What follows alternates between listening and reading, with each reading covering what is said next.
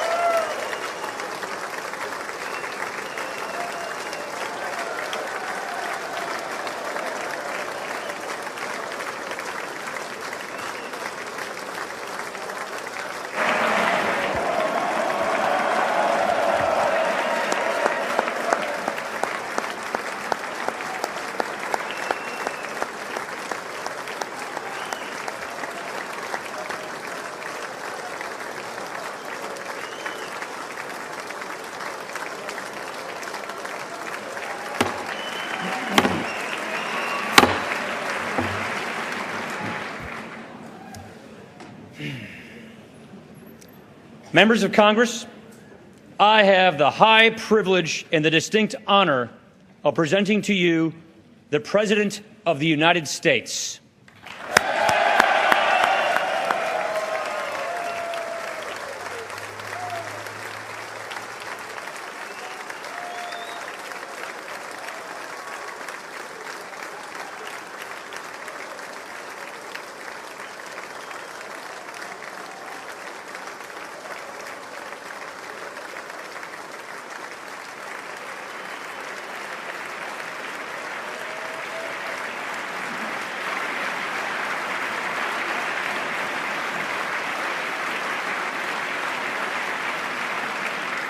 Thank you very much. Mr. Speaker, Mr. Vice President, members of Congress, the First Lady of the United States.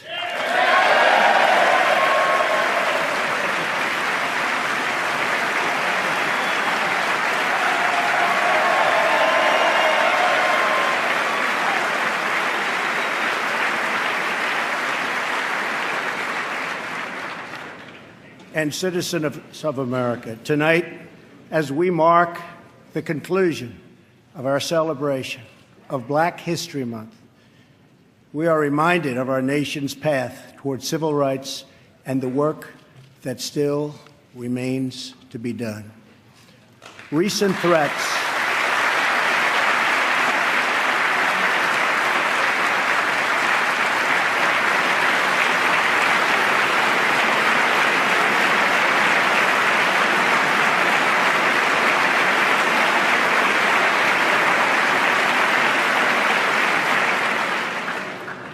Recent threats targeting Jewish community centers and vandalism of Jewish cemeteries, as well as last week's shooting in Kansas City, remind us that while we may be a nation divided on policies, we are a country that stands united in condemning hate and evil in all of its very ugly forms.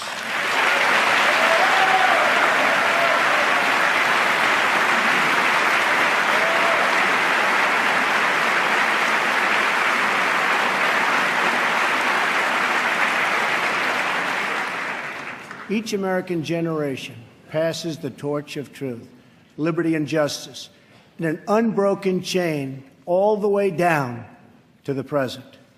That torch is now in our hands, and we will use it to light up the world. I am here tonight to deliver a message of unity and strength, and it is a message deeply delivered from my heart. A new chapter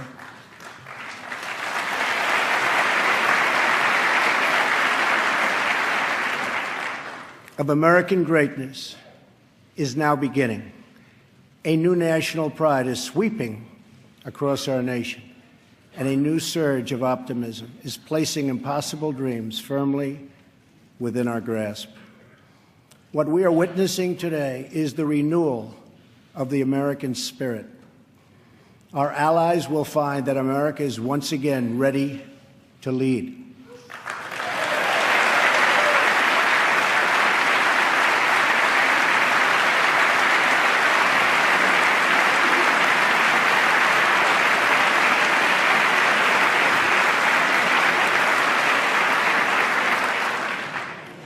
All the nations of the world, friend or foe, will find that America is strong, America is proud, and America is free. In 9 years, the United States will celebrate the 250th anniversary of our founding, 250 years since the day we declared our independence. It will be one of the great milestones in the history of the world. But what will America look like as we reach our 250th year? What kind of country will we leave for our children? I will not allow the mistakes of recent decades past to define the course of our future. For too long, we've watched our middle class shrink as we've exported our jobs and wealth to foreign countries. We've financed and built one global project after another, but ignored the fates of our children in the inner cities of Chicago, Baltimore, Detroit, and so many other places throughout our land.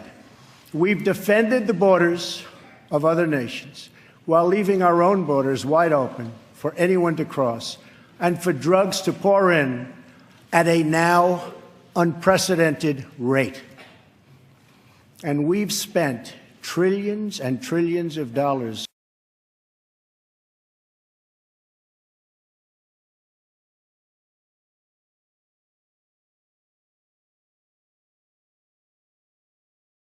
overseas, while our infrastructure at home has so badly crumbled. Then in 2016, the earth shifted beneath our feet. The rebellion started as a quiet protest, spoken by families of all colors and creeds, families who just wanted a fair shot for their children and a fair hearing for their concerns. But then the quiet voices became a loud chorus as thousands of citizens now spoke out together from cities small and large all across our country. Finally, the chorus became an earthquake, and the people turned out by the tens of millions, and they were all united by one very simple but crucial demand: that America must put its own citizens first, because only then can we truly make America great again.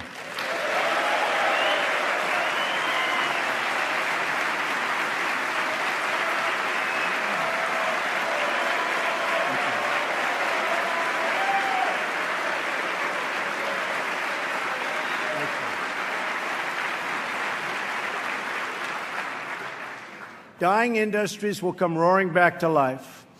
Heroic veterans will get the care they so desperately need. Our military will be given the resources its brave warriors so richly deserve. Crumbling infrastructure will be replaced with new roads, bridges, tunnels, airports, and railways gleaming across our very, very beautiful land. Our terrible drug epidemic will slow down and ultimately stop. And our neglected inner cities will see a rebirth of hope, safety, and opportunity. Above all else, we will keep our promises to the American people.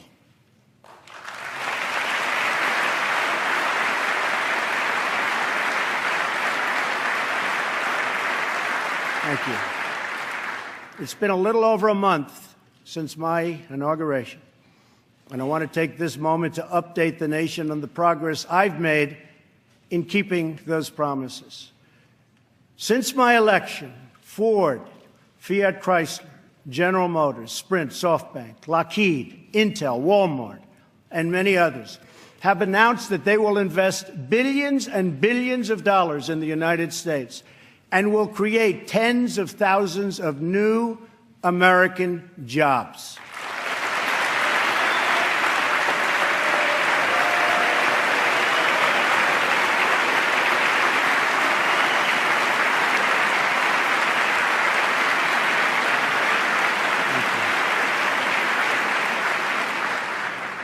The stock market has gained almost $3 trillion in value since the election on November 8th, a record. We've saved taxpayers hundreds of millions of dollars by bringing down the price of fantastic, and it is a fantastic, new F-35 jet fighter, and we'll be saving billions more on contracts all across our government. We have placed a hiring freeze on non-military and non-essential federal workers. We have begun to drain the swamp of government corruption by imposing a 5-year ban on lobbying by executive branch officials and a lifetime ban. Thank you.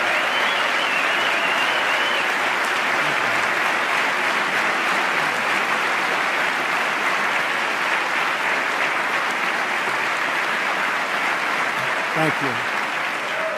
And a lifetime ban on becoming lobbyists for a foreign government.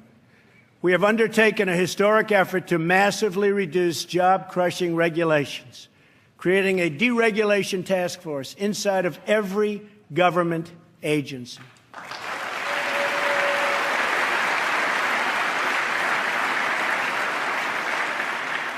And we're imposing a new rule which mandates that for every one new regulation, 2 old regulations must be eliminated.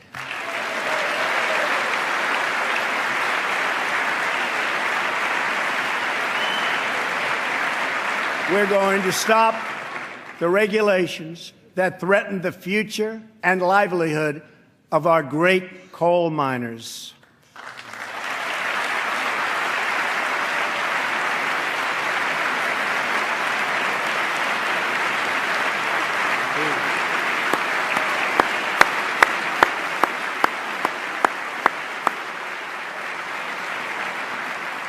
We have cleared the way for the construction of the Keystone and Dakota Access pipelines.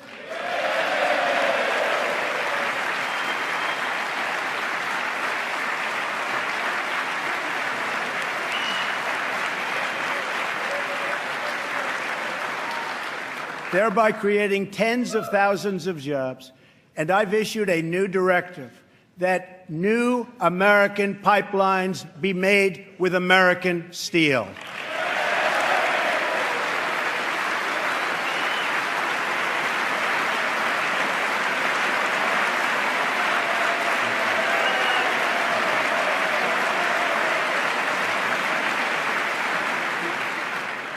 We have withdrawn the United States from the job-killing Trans-Pacific Partnership.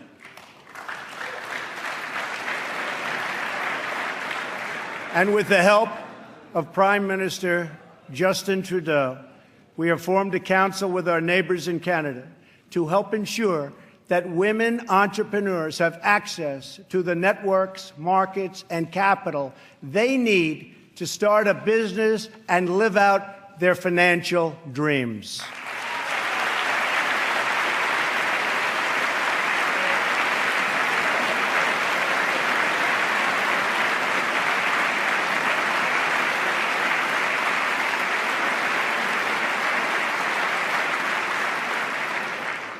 To protect our citizens, I have directed the Department of Justice to form a task force on reducing violent crime.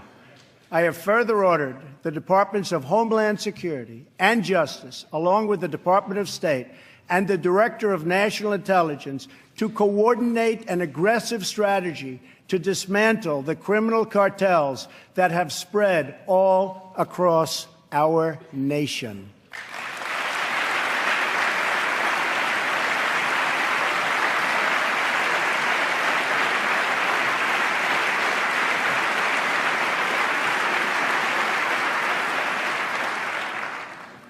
We will stop the drugs from pouring into our country and poisoning our youth, and we will expand treatment for those who have become so badly addicted.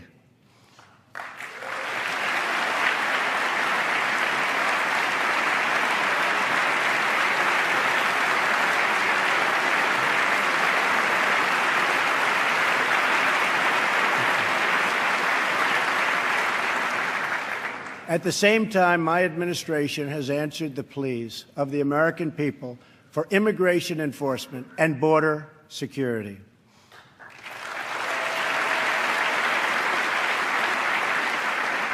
By finally enforcing our immigration laws, we will raise wages, help the unemployed, save billions and billions of dollars, and make our communities safer for everyone.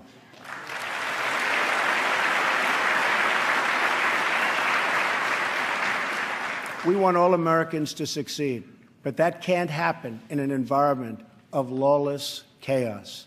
We must restore integrity and the rule of law at our borders.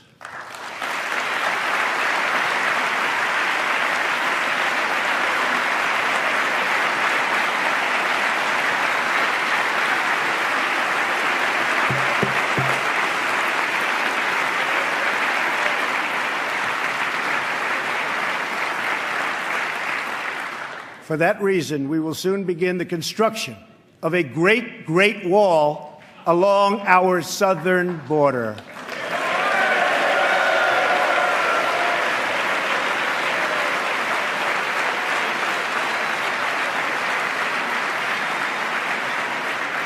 As we speak tonight, we are removing gang members, drug dealers, and criminals that threaten our communities and prey on our very innocent citizens. Bad ones are going out as I speak, and as I've promised throughout the campaign. To any in Congress who do not believe we should enforce our laws, I would ask you this one question. What would you say to the American family that loses their jobs, their income, or their loved one because America refused to uphold its laws and defend its borders?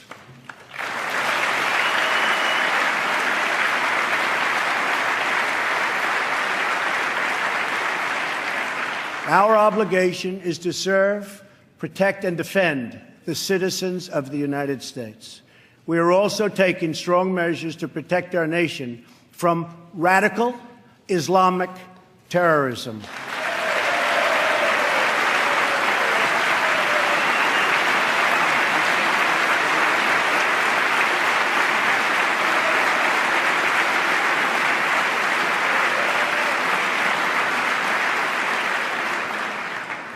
According to data provided by the Department of Justice, the vast majority of individuals convicted of terrorism and terrorism-related offenses since 9/11 came here from outside of our country.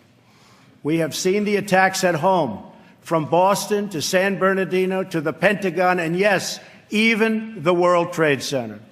We have seen the attacks in France, in Belgium, in Germany, and all over the world.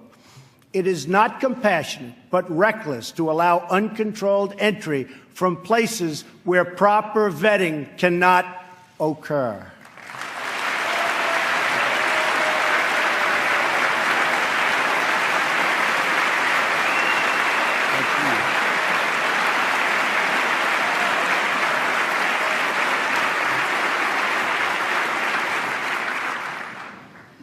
Those given the high honor of admission to the United States should support this country and love its people and its values.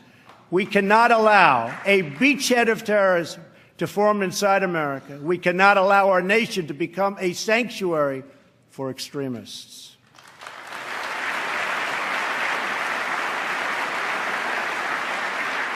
That is why my administration has been working on improved vetting procedures, and we will shortly take new steps to keep our nation safe and to keep those out who will do us harm.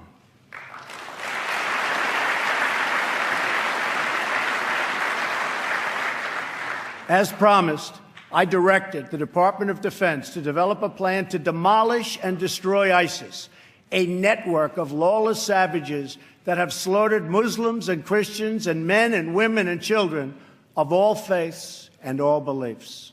We will work with our allies, including our friends and allies in the Muslim world, to extinguish this vile enemy from our planet.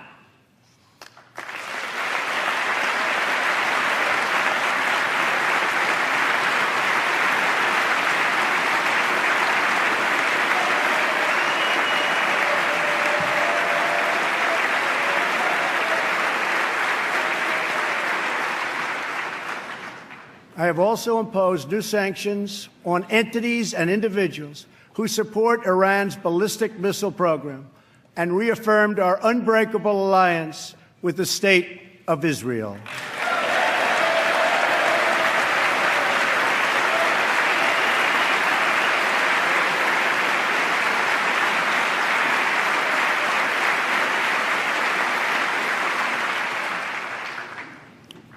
Finally, I have kept my promise to appoint a justice to the United States Supreme Court from my list of 20 judges who will defend our Constitution.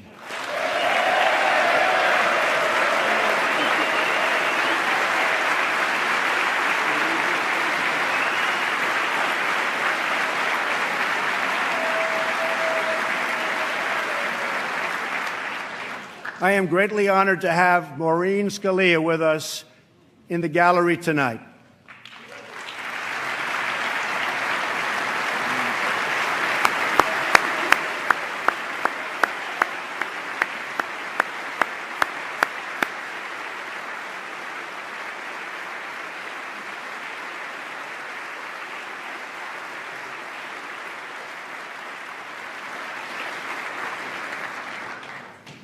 Thank you, Maureen. Her late great husband, Antonin Scalia, will forever be a symbol of American justice. To fill his seat, we have chosen Judge Neil Gorsuch, a man of incredible skill and deep devotion to the law.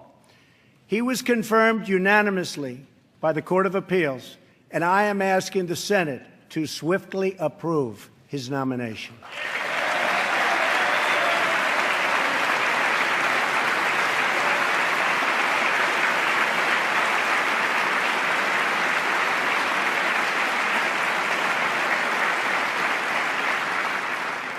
Tonight, as I outline the next steps we must take as a country, we must honestly acknowledge the circumstances we inherited.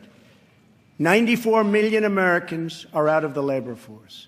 Over 43 million people are now living in poverty, and over 43 million Americans are on food stamps. More than 1 in 5 people in their prime working years are not working. We have the worst financial recovery in 65 years. In the last 8 years, the past administration has put on more new debt than nearly all of the other presidents combined. We've lost more than 1/4 of our manufacturing jobs since NAFTA was approved, and we've lost 60,000 factories since China joined the World Trade Organization in 2001. Our trade deficit in goods with the world last year was nearly $800 billion. And overseas, we have inherited a series of tragic foreign policy disasters. Solving these and so many other pressing problems will require us to work past the differences of party. It will require us to tap into the American spirit that has overcome every challenge throughout our long and storied history. But to accomplish our goals at home and abroad, we must restart the engine of the American economy, making it easier for companies to do business in the United States, and much, much harder for companies to leave our country.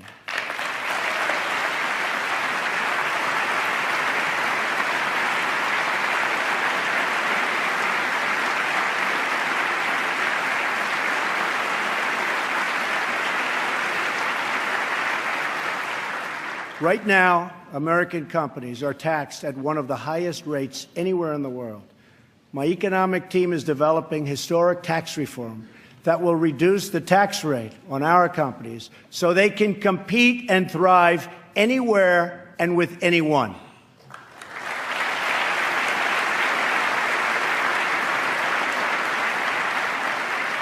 It will be a big, big cut. At the same time, we will provide massive tax relief for the middle class. We must create a level playing field for American companies, and our workers have to do it.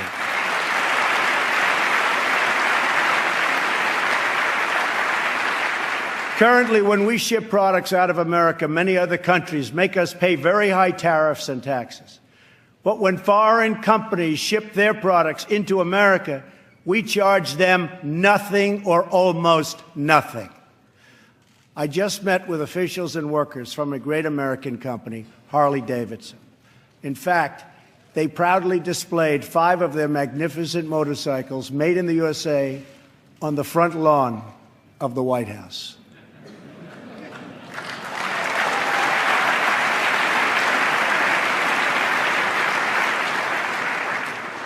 And they wanted me to ride one, and I said, no, thank you. At our meeting, I asked them, how are you doing? How is business? They said that it's good. I asked them further, how are you doing with other countries, mainly international sales? They told me without even complaining, because they have been so mistreated for so long that they've become used to it, that it's very hard to do business with other countries because they tax our goods at such a high rate. They said that in the case of another country, they tax their motorcycles at 100%. They weren't even asking for a change, but I am.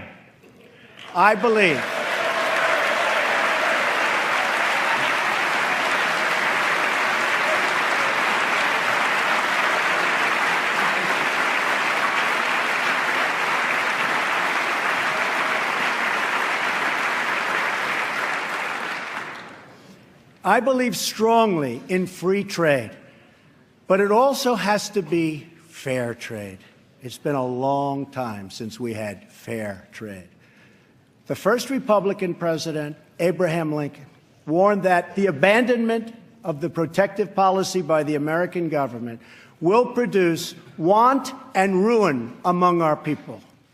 Lincoln was right, and it's time we heeded his advice and his words.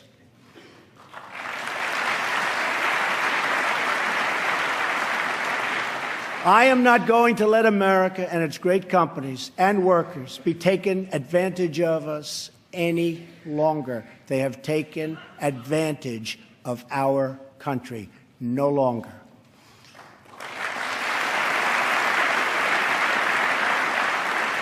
I'm going to bring back millions of jobs. Protecting our workers also means reforming our system of legal immigration.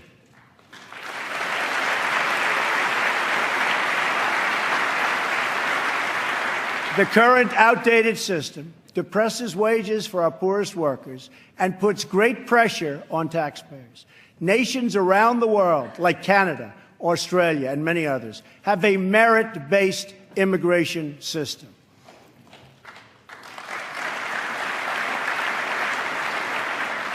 It's a basic principle that those seeking to enter a country ought to be able to support themselves financially. Yet in America, we do not enforce this rule, straining the very public resources that our poorest citizens rely upon. According to the National Academy of Sciences, our current immigration system costs American taxpayers many billions of dollars a year.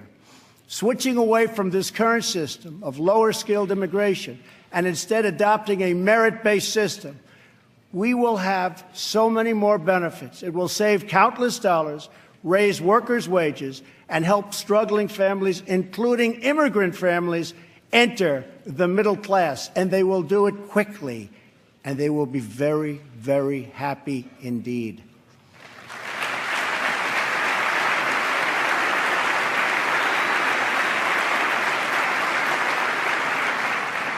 I believe that real and positive immigration reform is possible as long as we focus on the following goals: to improve jobs and wages for Americans, to strengthen our nation's security, and to restore respect for our laws.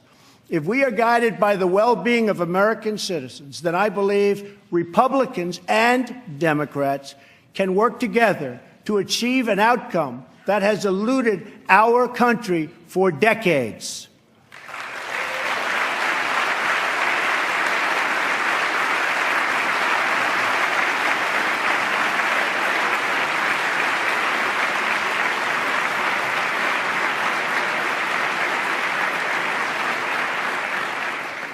Another Republican president, Dwight D. Eisenhower, initiated the last truly great national infrastructure program, the building of the interstate highway system. The time has come for a new program of national rebuilding.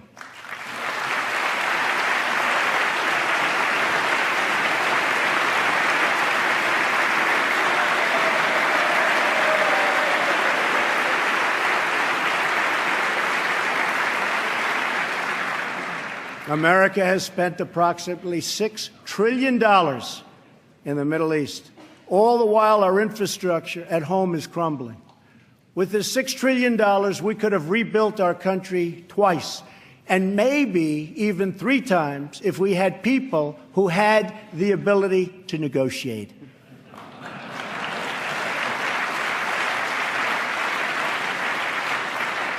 To launch our national rebuilding, I will be asking Congress to approve legislation that produces a $1 trillion investment in infrastructure of the United States, financed through both public and private capital, creating millions of new jobs.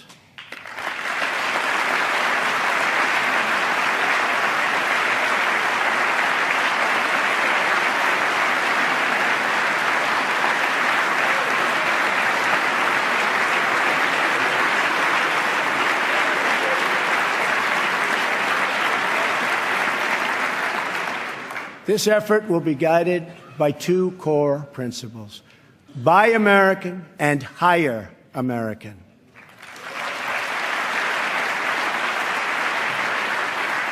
Tonight, I am also calling on this Congress to repeal and replace Obamacare.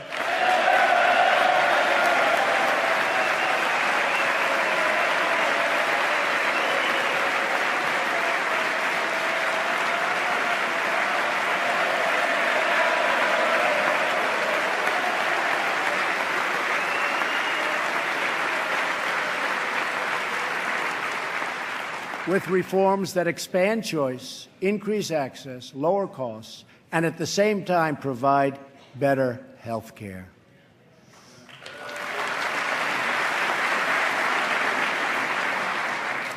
Mandating every American to buy government-approved health insurance was never the right solution for our country.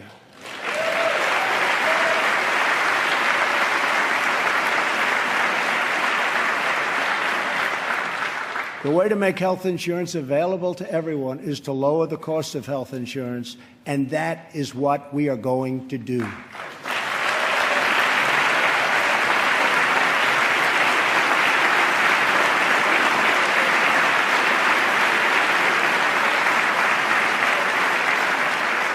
Obamacare premiums nationwide have increased by double and triple digits. As an example, Arizona went up 116% last year alone. Governor Matt Bevin of Kentucky just said Obamacare is failing in his state, the state of Kentucky, and it's unsustainable and collapsing. 1/3 of the counties have only one insurer, and they're losing them fast. They are losing them so fast. They're leaving. And many Americans have no choice at all. There's no choice left. Remember, when you were told that you could keep your doctor and keep your plan, we now know that all of those promises have been totally broken.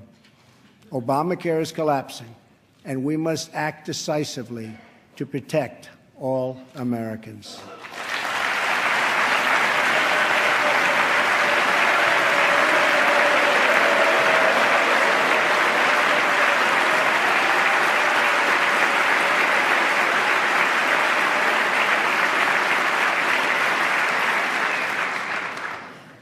Action is not a choice, it is a necessity.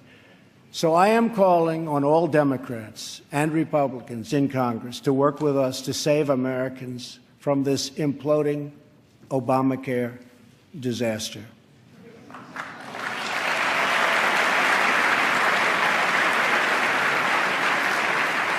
Here are the principles that should guide Congress as we move to create a better health care system for all Americans. First, we should ensure that Americans with pre-existing conditions have access to coverage and that we have a stable transition for Americans currently enrolled in the health care exchanges.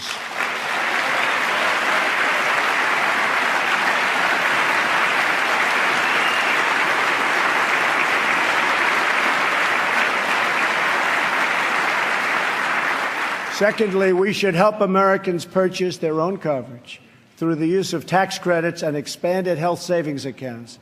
But it must be the plan they want, not the plan forced on them by our government.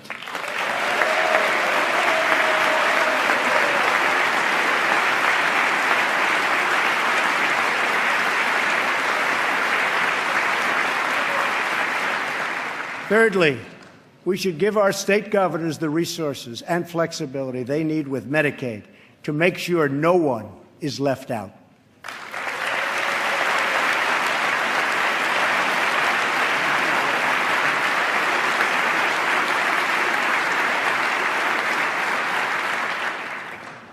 Fourth, we should implement legal reforms that protect patients and doctors from unnecessary costs that drive up the price of insurance and work to bring down the artificially high price of drugs and bring them down immediately.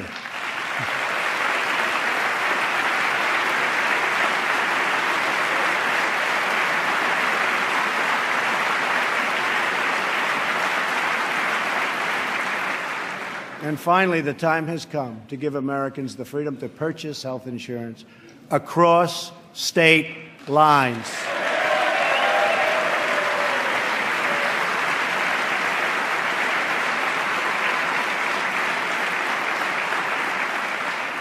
Which will create a truly competitive national marketplace that will bring costs way down and provide far better care. So important.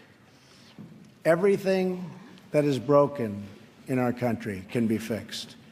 Every problem can be solved. And every hurting family can find healing and hope. Our citizens deserve this, and so much more. So why not join forces and finally get the job done and get it done right?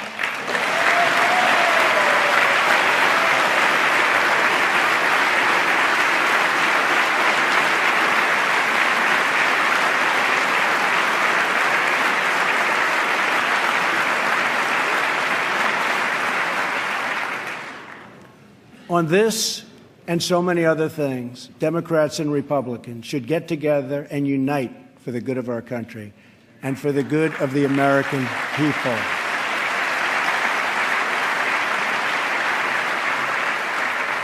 My administration wants to work with members of both parties to make child care accessible and affordable, to help ensure new parents that they have paid family leave.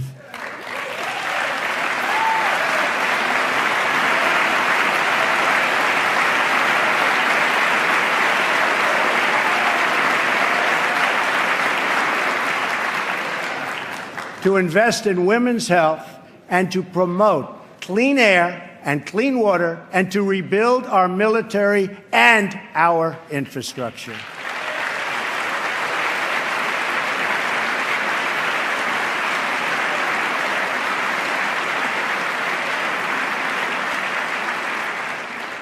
True love for our people requires us to find common ground, to advance the common good, and to cooperate on behalf of every American child who deserves a much brighter future.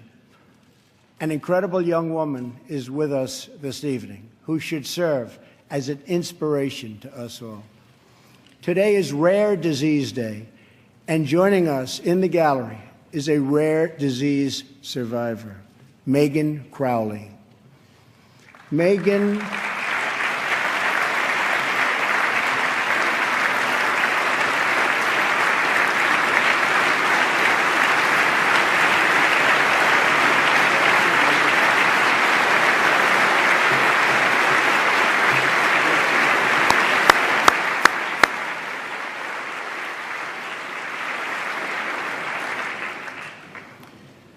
Megan was diagnosed with Pompe disease, a rare and serious illness, when she was 15 months old. She was not expected to live past 5. On receiving this news, Megan's dad, John, fought with everything he had to save the life of his precious child. He founded a company to look for a cure and helped develop the drug that saved Megan's life. Today, she is 20 years old and a sophomore at Notre Dame.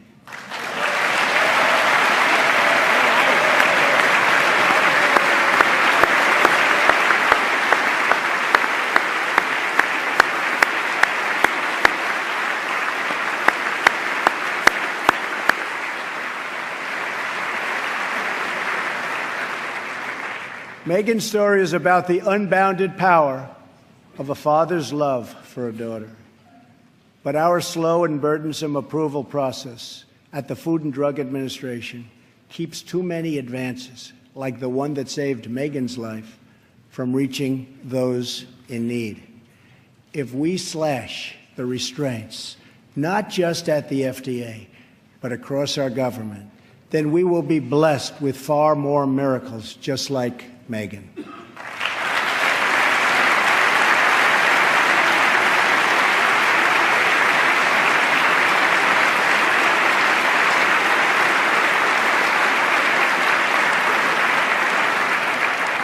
In fact, our children will grow up in a nation of miracles.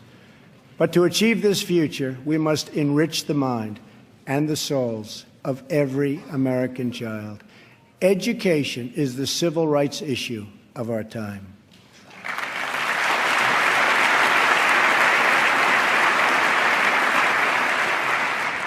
I am calling upon members of both parties to pass an education bill that funds school choice for disadvantaged youth, including millions of African American and Latino children.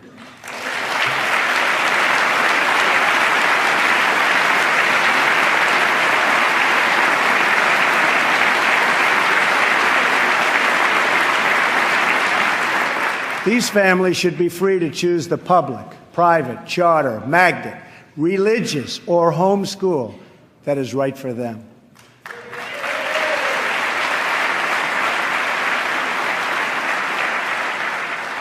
Joining us tonight in the gallery is a remarkable woman, Denisha Merriweather. As a young girl, Denisha struggled in school and failed third grade twice. But then she was able to enroll in a private center for learning, great learning center, with the help of a tax credit and a scholarship program. Today, she is the first in her family to graduate not just from high school, but from college.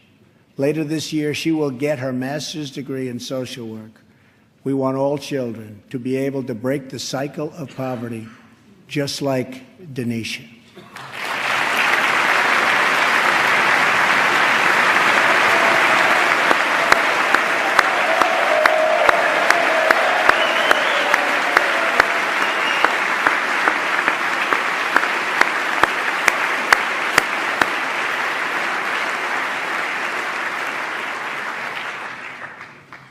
But to break the cycle of poverty, we must also break the cycle of violence.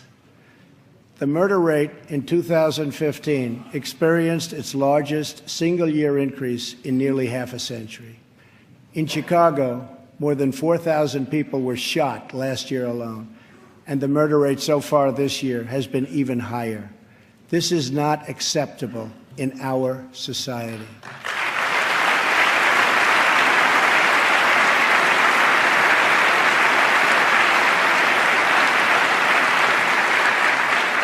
Every American child should be able to grow up in a safe community, to attend a great school, and to have access to a high-paying job.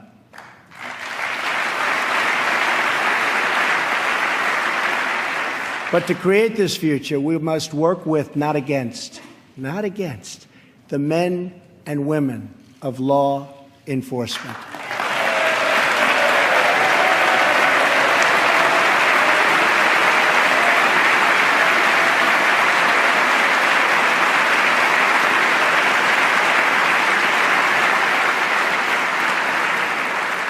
We must build bridges of cooperation and trust, not drive the wedge of disunity and really it's what it is, division.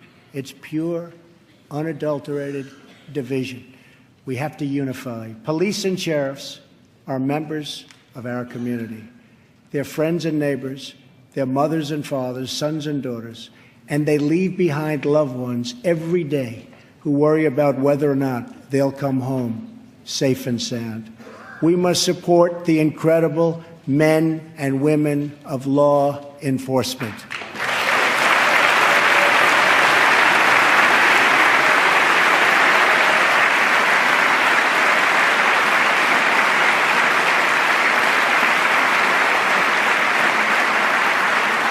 And we must support the victims of crime. I have ordered the Department of Homeland Security to create an office to serve American victims. The office is called VOICE, Victims of Immigration Crime Engagement. We are providing a voice to those who have been ignored by our media and silenced by special interests. Joining us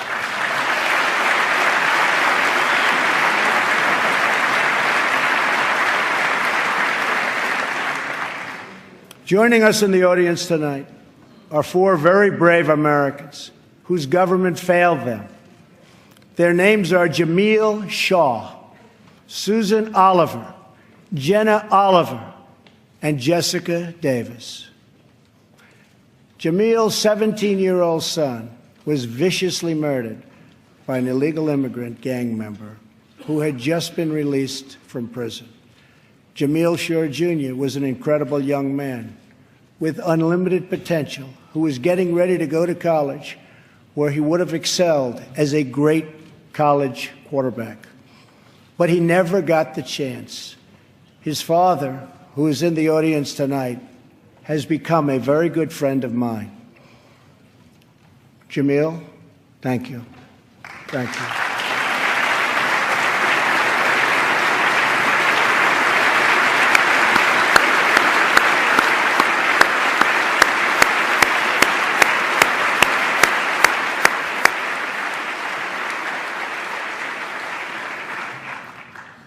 Also with us are Susan Oliver and Jessica Davis. Their husbands, Deputy Sheriff Danny Oliver and Detective Michael Davis, were slain in the line of duty in California.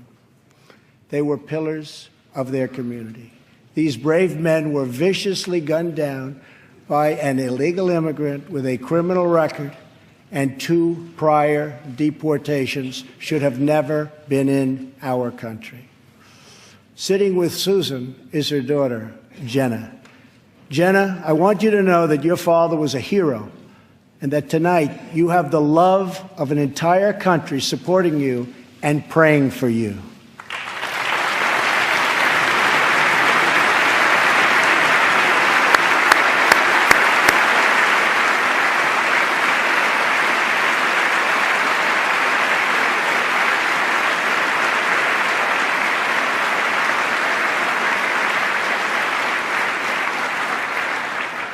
To Jamil, Jenna, Susan, and Jessica, I want you to know that we will never stop fighting for justice. Your loved ones will never, ever be forgotten. We will always honor their memory.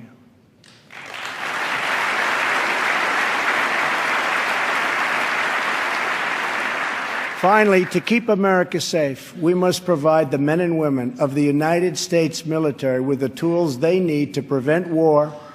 If they must, they have to fight, and they only have to win.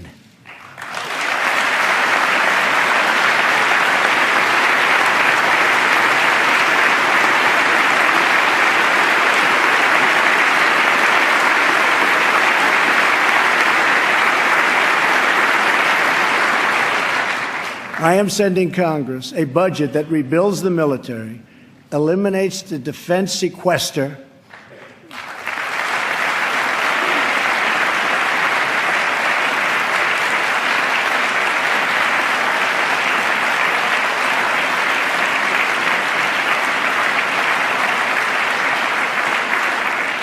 and calls for one of the largest increases in national defense spending in American history.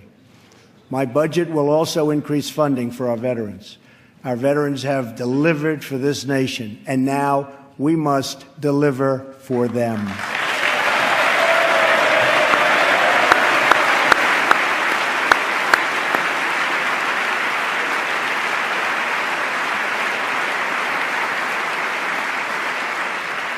The challenges we face as a nation are great, but our people are even greater, and none are greater or braver than those who fight for America in uniform.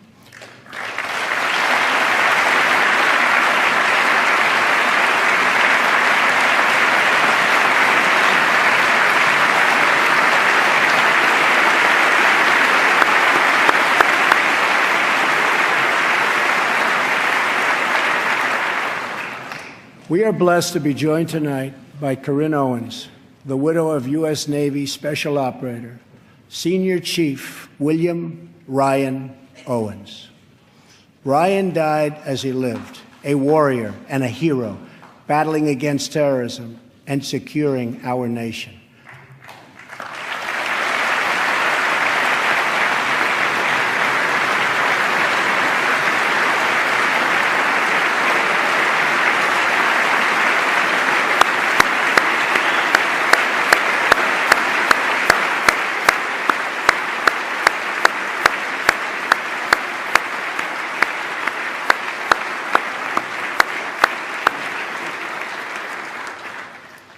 I just spoke to our great General Mattis just now, who reconfirmed that, and I quote, Ryan was a part of a highly successful raid that generated large amounts of vital intelligence that will lead to many more victories in the future against our enemy.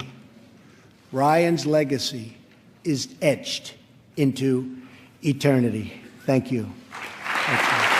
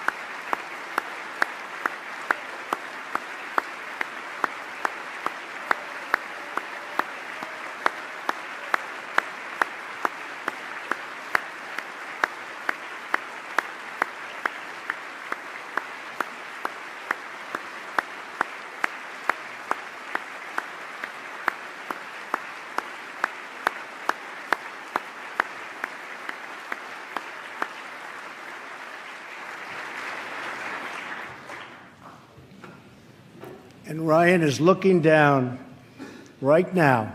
You know that. And he's very happy because I think he just broke a record.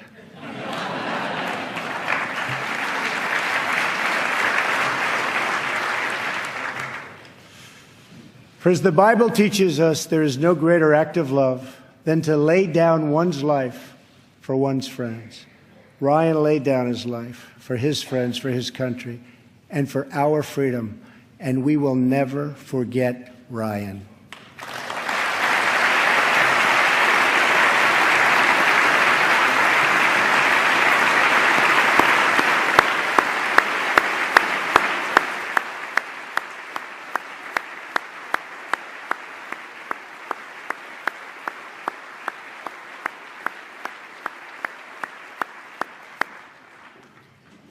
To those allies who wonder what kind of a friend America will be, look no further than the heroes who wear our uniform. Our foreign policy calls for a direct, robust, and meaningful engagement with the world. It is American leadership based on vital security interests that we share with our allies all across the globe. We strongly support NATO, an alliance forged through the bonds of 2 world wars that dethroned fascism and a Cold War and defeated communism.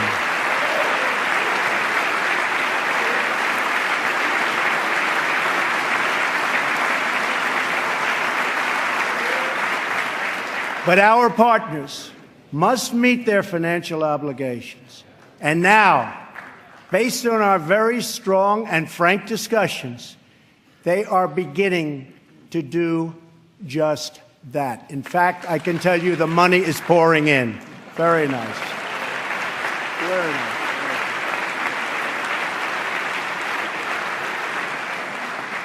We expect our partners, whether in NATO, the Middle East, or in the Pacific, to take a direct and meaningful role in both strategic and military operations and pay their fair share of the cost, have to do that. We will respect historic institutions, but we will respect the foreign rights of all nations, and they have to respect our rights as a nation also.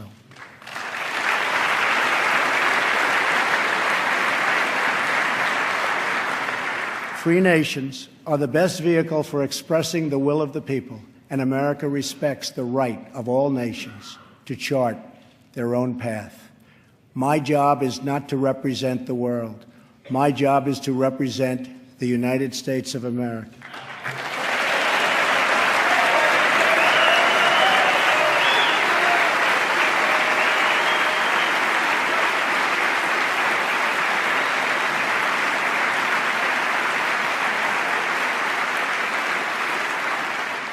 But we know that America is better off when there is less conflict, not more.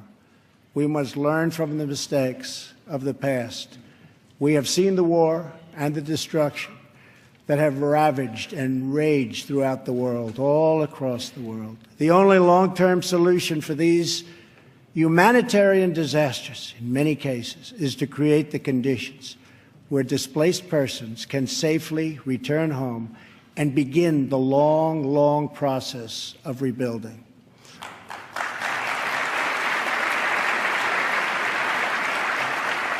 America is willing to find new friends and to forge new partnerships where shared interests align. We want harmony and stability, not war and conflict. We want peace wherever peace can be found. America is friends today with former enemies. Some of our closest allies decades ago fought on the opposite side of these terrible, terrible wars. This history should give us all faith in the possibilities for a better world. Hopefully, the 250th year for America will see a world that is more peaceful, more just, and more free. On our 100th anniversary in 1876, citizens from across our nation came to Philadelphia to celebrate America's centennial. At that celebration, the country's builders and artists and inventors showed off their wonderful creations. Alexander Graham Bell displayed his telephone for the first time. Remington unveiled the first typewriter. An early attempt was made at electric light. Thomas Edison showed an automatic telegraph and an electric pen. Imagine the wonders our country could know in America's 250th year.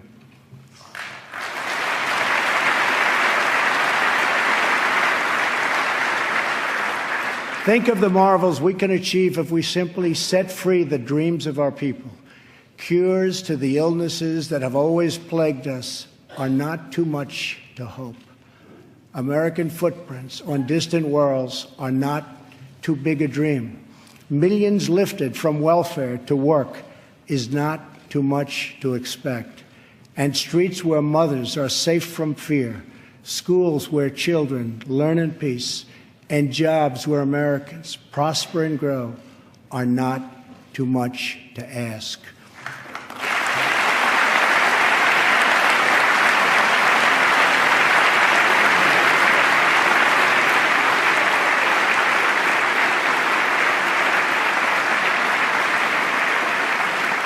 When we have all of this, we will have made America greater than ever before. For all Americans, this is our vision. This is our mission. But we can only get there together. We are one people with one destiny. We all bleed the same blood. We all salute the same great American flag. And we all are made by the same God.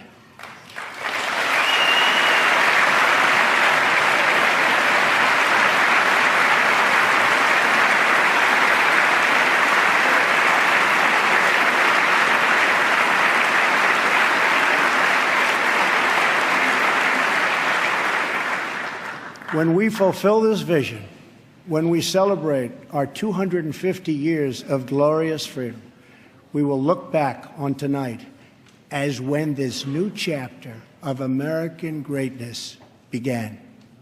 The time for small thinking is over. The time for trivial fights is behind us.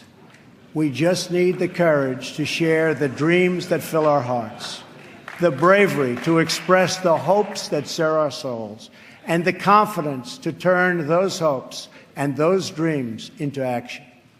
From now on, America will be empowered by our aspirations, not burdened by our fears, inspired by the future, not bound by failures of the past, and guided by a vision, not blinded by our doubts. I am asking all citizens to embrace this renewal of the American spirit. I am asking all members of Congress to join me in dreaming big and bold and daring things for our country. I am asking everyone watching tonight to seize this moment, believe in yourselves, believe in your future, and believe once more in America. Thank you, God bless you, and God bless the United States.